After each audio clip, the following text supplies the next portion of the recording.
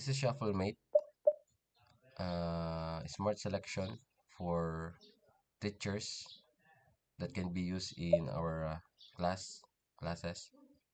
So ShuffleMate is divided into three parts: the individual selection, group creation, and sitting chart.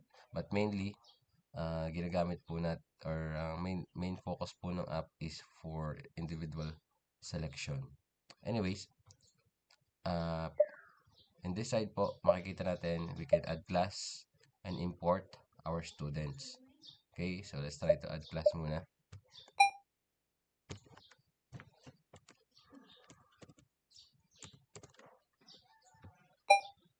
Okay, so let's click on the class. Then, we will try to import students. So, pag magta-try po tayo mag-import ng students, it should be in CSV file. So, if wala pa po tayo nung list ng students natin in CSV file, we can try to download this template. Then, open it. Then, as you can see, palitan na lang po natin yung mga names dito. Much better na first name ng student yung ilagay natin, followed by, for example, their initials for their last name. For example, this one. Okay. Just like that.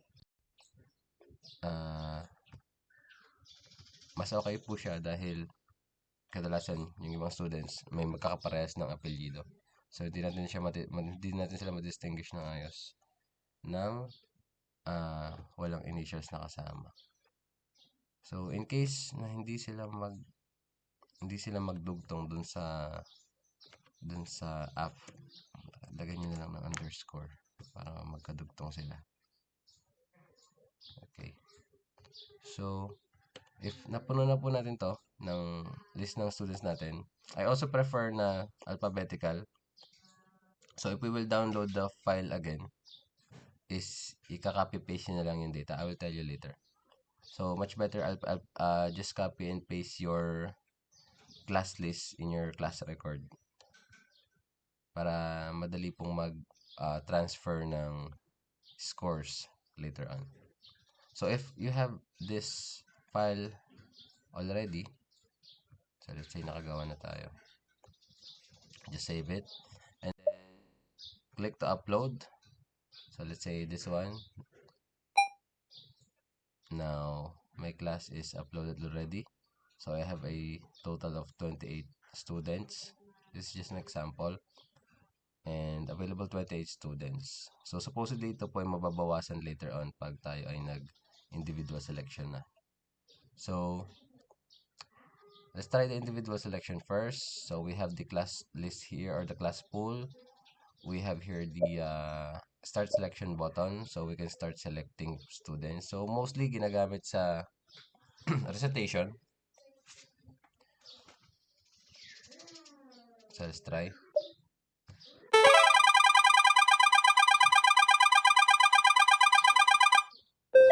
Okay. So, as you can see also, there are dedicated emojis for each student para din ma-distinguish nila kung alin yung pangalan nila. Mas madaling matandaan. So, let's say, patandaan nyo na lang po sa students kung ano yung emoji dedicated in their name. But then, this is random. Di lang natin siya may edit. The app will give each student a dedicated emoji. Mababago lang yan if you will upload a new one again or a new list. So, let's say, yan, nakapili na tayo. The winner will appear here or the chosen student. So, you have a choice if ikikip nyo siya sa pool, yung isasama nyo pa rin siya sa list, or i-remove nyo na siya. So, by default, mas magandang i-remove natin para hindi na siya mapili sa sunod. If we want an overall, if we want all the class to, makapag-participate. So, let's try to remove the pool.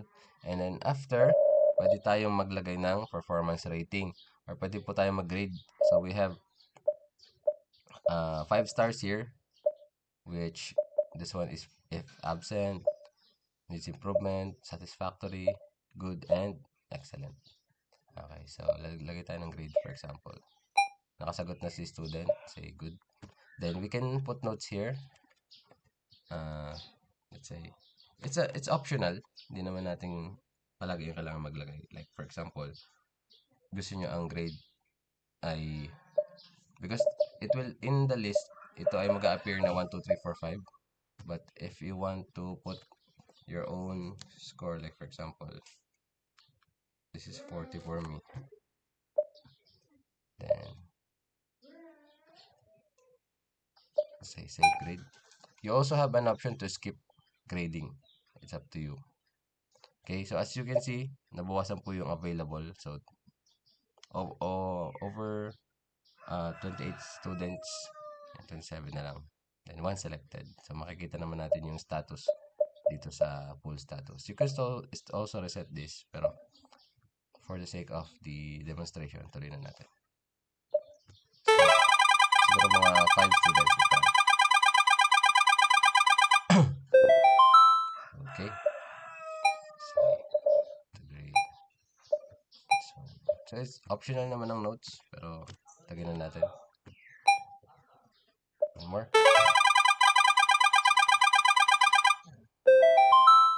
Okay.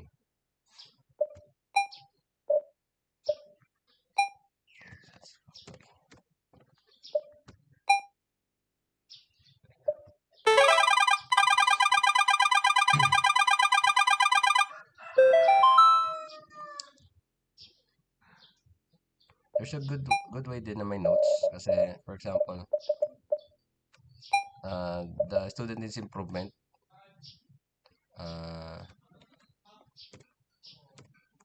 you can add here kung ano yung remediation na kailangan niya. Much better way to track para matrack natin yung performance ng students natin.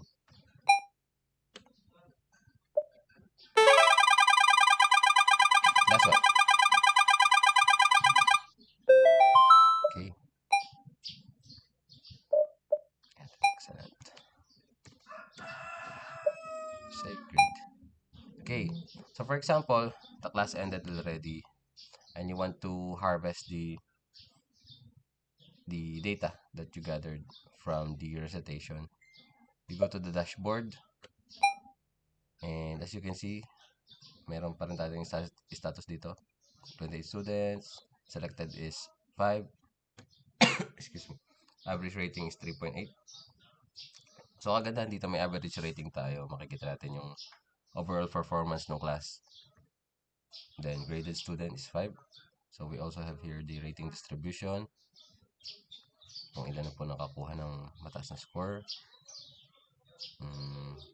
Selected student here will appear here, and we have the activity here. We have the date and the name of the student, the rating, and the notes. Kung ano po yung nilagay nyo ditong notes. So, if we want to gather the data already, let's click the export class records. When we click that, mada-download nyo po siya. Kita nyo, kulang-kulang kasi po lilima lang naman yung napili natin. So, mada-download nyo siya based dun sa sinedyo na file. So, that's why I told you is much better na ilagay nyo po siya alphabetically, male and female, para ika-copy and paste nyo lang po siya sa inyong class record. So, if you have, for example, you will get this score, then just copy and paste that in your class record para mas madali pong makapag-transfer. So, you also have the date, the time, the notes here. So, let's say,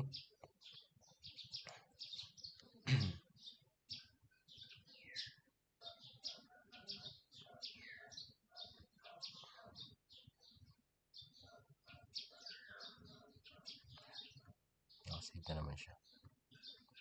Okay, so let's say, you will still continue this tomorrow or in the other day. Though magsasave naman po yung I tried to make the app save yung current na data. But then, just to be sure, back up all the data. So we have here backup and restore and clear. So let's try to back up all the data. It will save a JSON file, and in case you open this app again tomorrow and the other day and wala na yung current na data nyo dun sa class na yon, you can still restore the data. So it's a good way na lagi tayo mag-backup ng data natin para hindi na tayo uulit sa umpisa. Itutuloy na lang natin yung last na naging recitation or activity natin. You also have an option to clear all the data para malinis lahat. Anyways, yun muna sa randomizer. So, isang type lang po ng randomizer meron tayo. Yan lang po muna ang lightning pick ang tawag po dyan. Okay. So, we're done in the randomizer. Next is group creation. So, fastest way to create groups, yung kasi traditional natin, tayo magbibilang 1, 2, 3, 4, 5. For example, 5 groups. So, in a 45 minutes class, medyo time consuming. So, I try to create this para lang mas mabilis makapag-create ng group and nakakapag-randomize din naman ng group. So, let's say, you have the class list here. Just try to check if complete, 28 students total. We are in the same class pa rin kanina. Then, we can divide them by target group target group size kung ilang students per group or by number of students. So by default, by number of groups pala. Sorry, by number of groups tayo. So let's say out of 28 students, gusto ko sana ay makakreate ako ng 5 groups. So we have the button here. 5, increment and decrement. And it will also tell you kung ilang members po each group. So, I try to make it balance with a positive and negative one na margin. So, 5 to 6 members each group. And you can click create balance groups. As you can see, may groupings na po tayo. So, we have 1, 2, 3, 6 members, and 4 and 5 members. So, if you are not satisfied with the groupings, for example, medyo unbalanced sa tingin nyo based on their performance. So, let's say, shuffle. Shuffle nyo lang po. Shuffle. Reset is, you will reset everything again. Create naman tayo. So, you can shuffle as many times you want. But for me, kung ano yung lumabas na group, okay na yun. Okay? Just for you to have an extra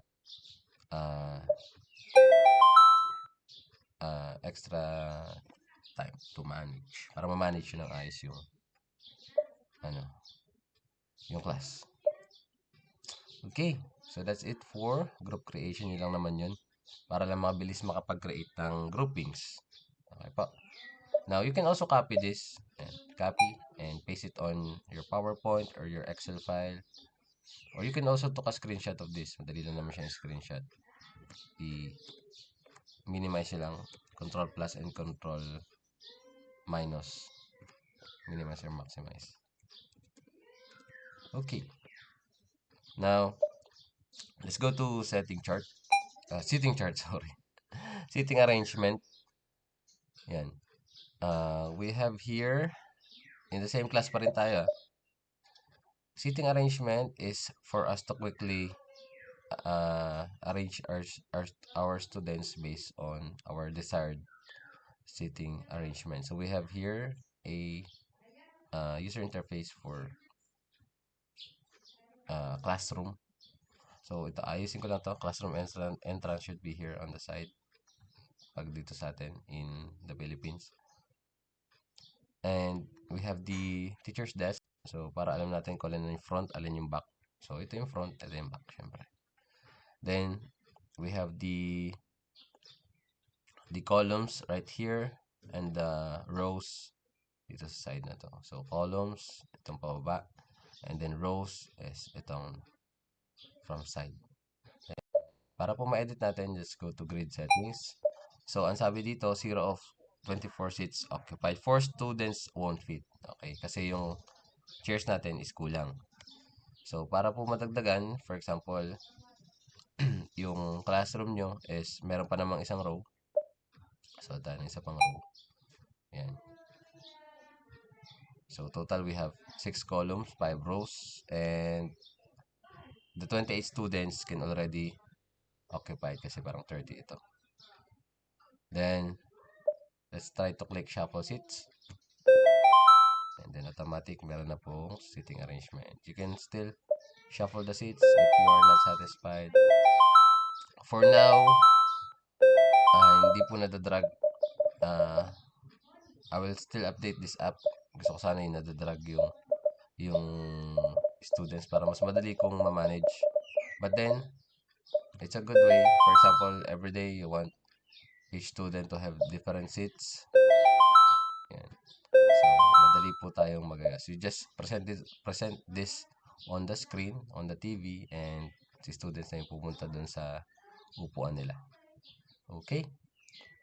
So, by default then, siya ay pinapopulate niya yung tiles from left to right. Kaya ito, dito natapos. So, kayo na lang po bahala. For example, there's 2 students you want here. Yun. Pwedeng kayo na lang po mag-decide. So, that's it for the shuffle made. We still have options here to use dark mode, light mode, settings, sounds, full screen. And yeah, I hope magamit natin ng ayos yung app. This is a free app. It's up to you kung gagamitin nyo po o hindi. Kung gagamitin nyo po, thank you. Kung hindi naman po,